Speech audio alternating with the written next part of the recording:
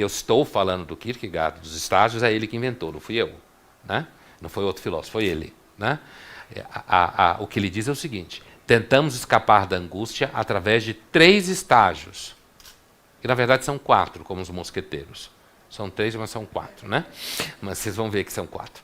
O primeiro é o estético, que ele chama de Dom Juanismo. Que ele usa a figura do Dom Juan, que é aquele homem que seduz mulheres, seduz. Quando ela demonstra interesse, ele fica com ela um tempo, depois ele brocha. Aí ele seduz outra.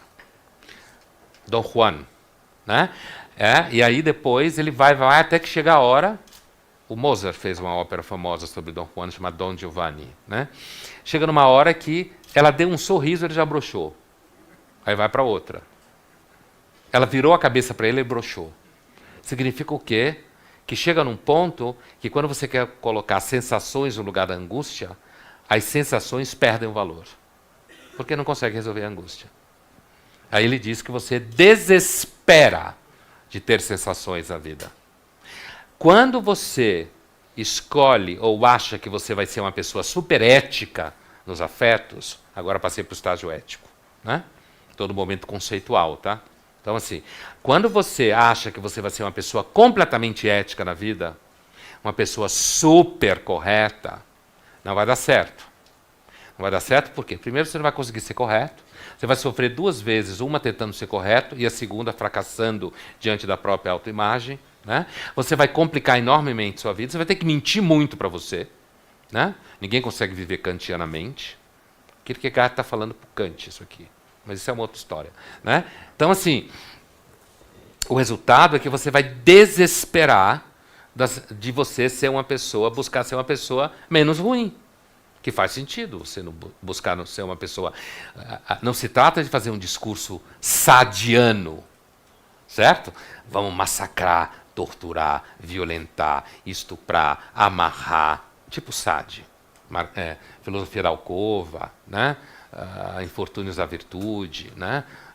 Justínio Infortúnios da virtude. Não é essa a discussão que o Kierkegaard faz. Mas ele quer dizer que quando você quer, vou usar uma expressão da psicanálise, tamponar a angústia, tapar a angústia, certo?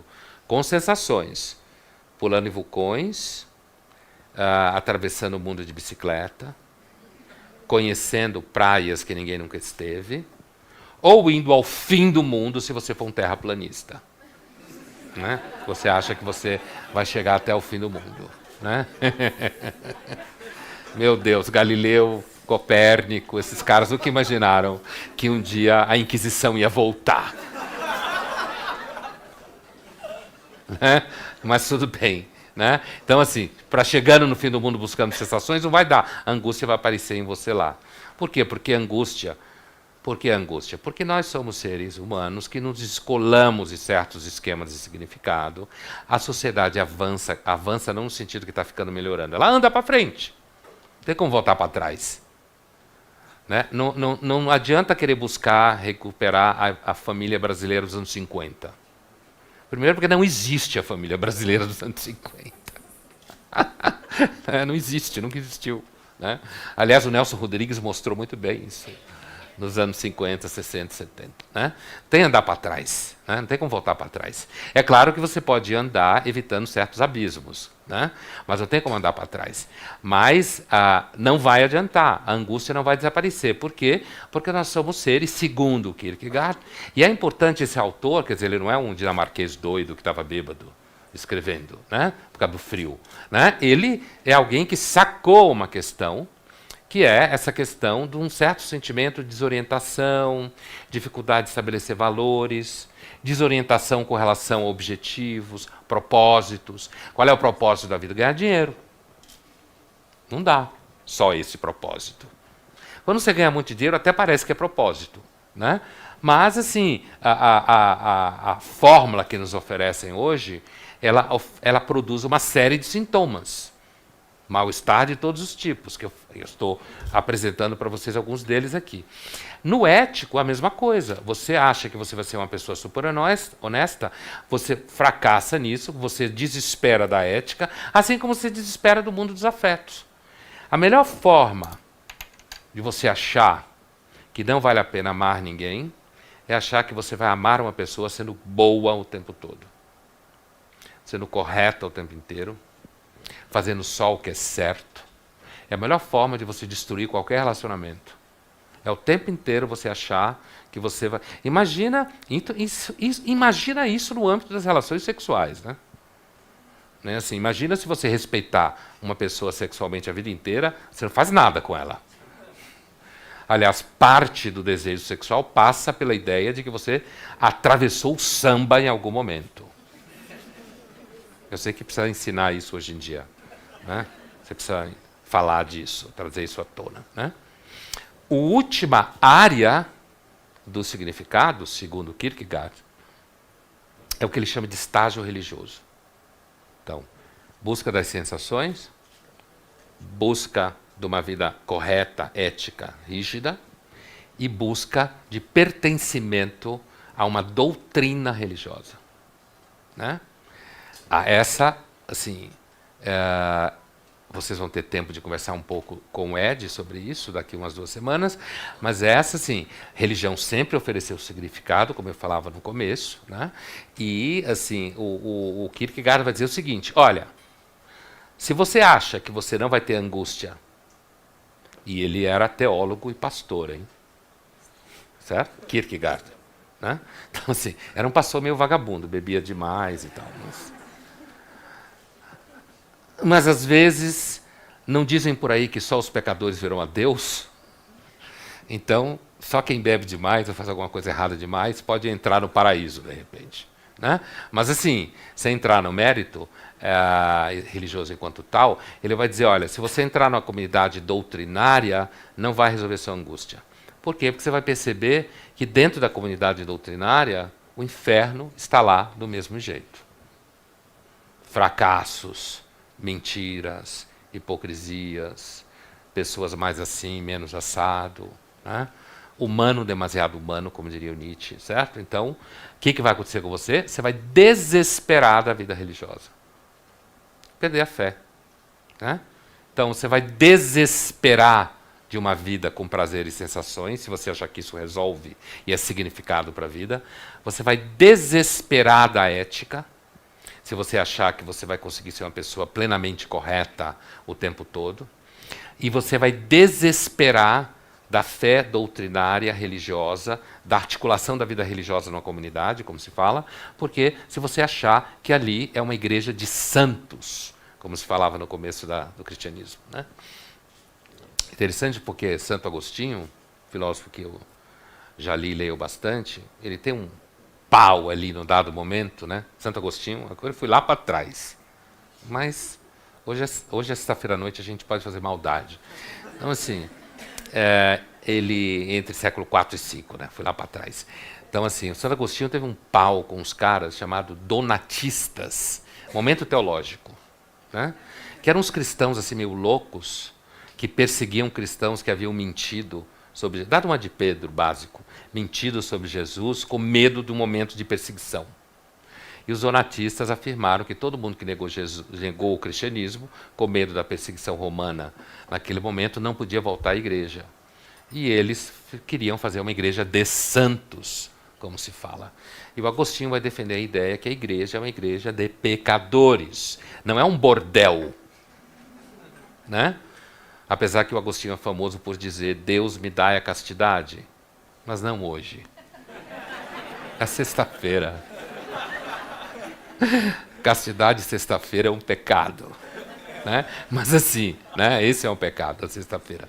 Mas assim, eu lembrei dessa questão da Igreja dos Santos, que é um debate interessante dentro da origem do cristianismo. Você percebe muito bem, o Santo Agostinho é um filósofo que, apesar que é um tema muito anterior, mas ele tem uma certa intuição justamente para essa questão de um molejo do amadurecimento, né? Certo molejo, essa ambivalência, inclusive de perceber que às vezes você não encontra significado mesmo, você não encontra propósito. Se você achar que tudo tem que ter propósito, você já estará precisando de medicação, né? Tudo. Algumas coisas sim, outras não. E, às vezes, não ter propósito relaxa. repousa. Né? A ideia é que você tem que encontrar e ter propósito em tudo que você faz, não dá para repousar. Você fica paranoico. Né? Então, assim, essa ideia de que você vai conseguir resolver essa angústia com relação ao problema do propósito, certo? Dito de outra forma, o problema do significado da vida, certo? E que você vai encontrar, seja ele no âmbito estético das sensações, seja no âmbito da conduta reta, moral. Uma das coisas que eu observo entre os mais jovens hoje em dia é uma enorme angústia com relação a ser completamente ético. Né? Isso é uma questão assim que leva muita gente ao sofrimento. Quando você quer ser ético o tempo inteiro, você começa a ter problema de identidade, você tem problema de relacionamento, problema de... Eu não estou dizendo que você tem que ser mentiroso o tempo inteiro e que você tem que ser corrupto. Eu não estou na polarização, sabe? Aquela coisa bipolar assim. Ou você é X ou você é Y, então você não existe. Né? Aí tem o quarto estágio, né? Eu falei que são 3, mas são 4. É porque o Kierkegaard divide o 3 em 2. Por isso são 4. Existe o religioso 2, que ele chama de salto na fé. Mas no nosso âmbito aqui, da nossa discussão, eu diria que esse último estágio é um estágio mais relacionado a você, justamente como eu dizia antes, dava o exemplo, agora eu vou dar o conceito, é a possibilidade de você entender que a angústia não vai passar. Ela não tem cura. Ela não tem solução. Nunca vai acabar. Quando você olhar para cá, fugindo, ela vai aparecer aqui. Não significa que o tempo inteiro, não significa que você tem que fazer sexo com ela porque você é super descolado. Não é isso. Né? Não é isso. Né? Mas assim, significa, a ideia do Kierkegaard é que assim, o salto na fé que ele fala, o salto na fé que existe um Deus, ele é teólogo, né? E de que esse Deus não está necessariamente no âmbito doutrinário institucional. Essa é uma outra discussão que vai para o âmbito espiritual enquanto tal, que eu não vou explorar hoje. Né? Mas é a ideia de que a única forma de você lidar com a angústia é saber que a angústia é você. É a nossa substância. Né? Sempre parece que tem alguma coisa fora do lugar. Sempre parece que tem alguma coisa que não devia ser assim. E, portanto, esse debate sobre como vender significados, né, que, na verdade, é uma disciplina do marketing, associar significado aos comportamentos, associar significado aos produtos, né, como eu dizia, de comida ou de viagens, ou procurar ter um comportamento de luxo, que também é significado, gente que quer ter um comportamento de luxo. Comportamento de luxo é você não desejar muita coisa, não procurar muita coisa, é ir de pijama no Iguatemi, por exemplo. Isso é um comportamento de luxo. No mercado de luxo, quem se veste chique, põe salto alto para ir no Iguatemi, está perdido. Você no Iguatemi, você vai de pijama. Por quê? Porque é só uma terça-feira na sua vida. Não é um sábado. Entendeu? É só uma terça. É um dia banal. Você vai lá comer alguma coisa ou comprar alguma coisa besta. Como uma bolsa Louis Vuitton. Uma Prada. Né? Uma coisa besta que você faz qualquer dia. E aí você vai de pijama, de chinelo, né? Com aquela cara de bode, que é a cara chique, sabe? Bode, tédio. Por quê? Porque tem tudo que tem no mundo, então está sempre entediado. Está sempre olhando para um horizonte, assim. Né? Essa é a cara chique. Que tem também o âmbito do comportamento de luxo como significado. Né? Então, assim, você tem aí toda a gama de produtos que você pode vender, seja no âmbito de sensação, no âmbito ético, no âmbito religioso. E a ideia, fechando para ouvir as perguntas de vocês, assim, a ideia, pelo menos a ideia que eu tento passar para vocês, e é um pouco que anima a conversa de toda a série, inspirado nessa ideia do salto que fala o Kierkegaard, é a ideia de que a angústia não vai passar. E se você quiser resolvê-la com algum significado fake, né, do tipo acreditar que você é a pessoa do Instagram, de fato, né? Acreditar que você consegue editar a sua vida afetiva, a sua vida emocional, né? Você conseguir acreditar que você não está morrendo de medo porque a inteligência artificial vai tomar seu emprego, porque alguns ela vai, né? Ela vai tomar. E assim, certos empregos que lidam com dados, o que a gente chama de revolução cognitiva, né? Ela vai tomar e a gente vai ter que se virar com isso. Vai ter que inventar modos de viver com esse negócio, porque ao mesmo tempo a gente vai adorar ela. Quem consegue viver sem Waze? Você confia mais em você? Eu não confio mais em mim. Mas eu não confio em mim numa série de coisas, né? Eu não confio mais em mim do que no Waze. Entre eu e o Waze, eu prefiro o Waze. Ele às vezes dá pau, mas eu dou mais pau do que ele. Certo? E o Waze é uma inteligência artificial banal, que fala com você. No Brasil tem uma chamada Alessandra. É o nome dela. Diz para onde entrar, as ruas. É aquela obsessiva que fala o nome da rua, quantos metros está, que número que é, onde que tem um policial, onde que tem um buraco. Ela fala tudo para você. Né? Ela cuida de você absolutamente. O nome dela é Alessandra, daquele algoritmo. Né? Então, assim, daquela voz lá, o algoritmo é o Waze como um todo. Então, assim, caros irmãos, eu espero que tenha ficado claro para vocês essa ideia, que assim, o mundo contemporâneo repleto de adultos infantis, esses adultos infantis, nesse universo, serão adultos que acabam comprando significados que são meio fracos e meio fakes, quando, na verdade, o amadurecimento estaria mais, é uma hipótese, todo mundo é obrigado a acreditar nisso, né?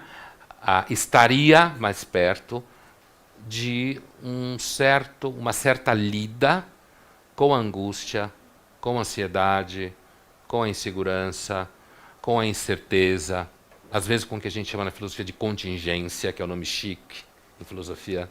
Quando o filósofo fala contingência, é um momento reverencial. A contingência, né? É um nome chique para sorte e azar. Né?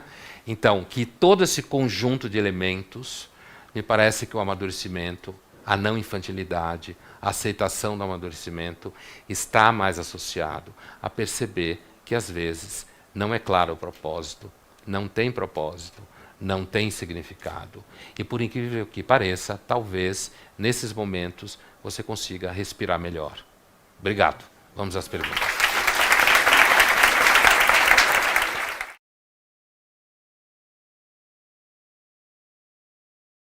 Descubra sua personalidade com o teste Pensax.